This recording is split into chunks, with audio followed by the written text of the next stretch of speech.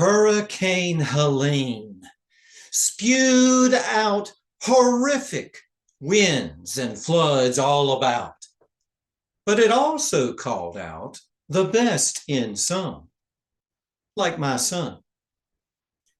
Helene made landfall just after nightfall, and oblivious to big trees and heavy rain ready to fall, son Caleb was soundly sleeping at 10 in the morning. He'd not arise to his phone ringing, but did to the loud knocking. "You need to move your truck," said Gilberto, pointing to 10 inches of floodwater still rising. Caleb backed out his Ford Ranger and helped Gilberto move his garage contents from danger. Some housing and hamlets were hit hard in Caleb's county, but even bigger blows befell Buncombe County, where Julie thought she was going to drown as she made her way to higher ground.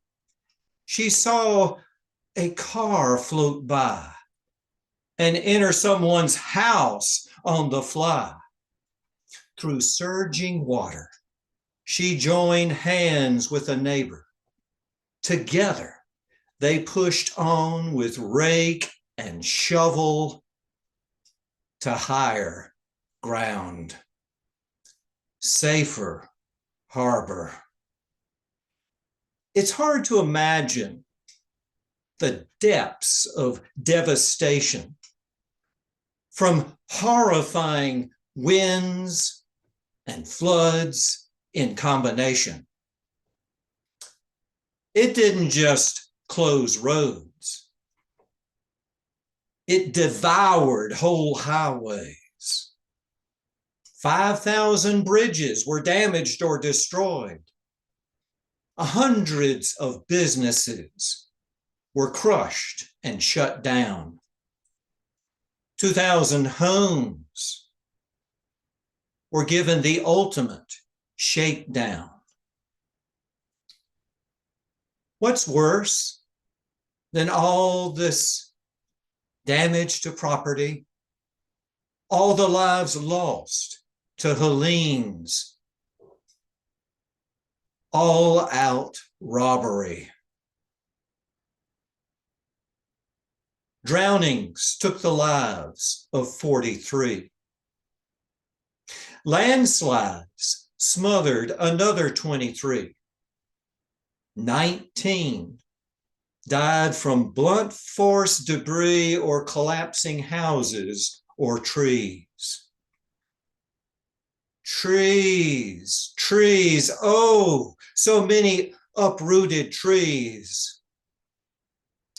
The horrid wind and rain were the deadly keys to 30 inches of rain falling in 4 days, and 80-mile-per-hour winds and vicious waves. Such upheaval marred the shape of even the most majestic landscape. Thankfully, many storm survivors had deep roots in faith and community spirit. Even the cries of anguish could be partly muted with the joy of service so alive you could hear it in calls to God and to each other to face horrendous Helene together. Volunteers streamed from across the country to gut and mud houses, to tarp rooftops and remove unwanted trees, bringing supplies and food to the hungry. Some would sleep on cots on their volunteer spree. Some donated campers to families in need. All were humbled, heroic, and ever hopeful of holding on to some long-awaited harmony. Son Caleb helped ferry out elderly neighbors on kayaks and paddleboat lifesavers. And then Caleb gave a big grin to Gilberto, who unbuttoned his shirt and then, to play macho, pulled up his red bandana like Rambo. He plunged into the floodwaters to the rescue, for field mice swept over from an adjoining plain.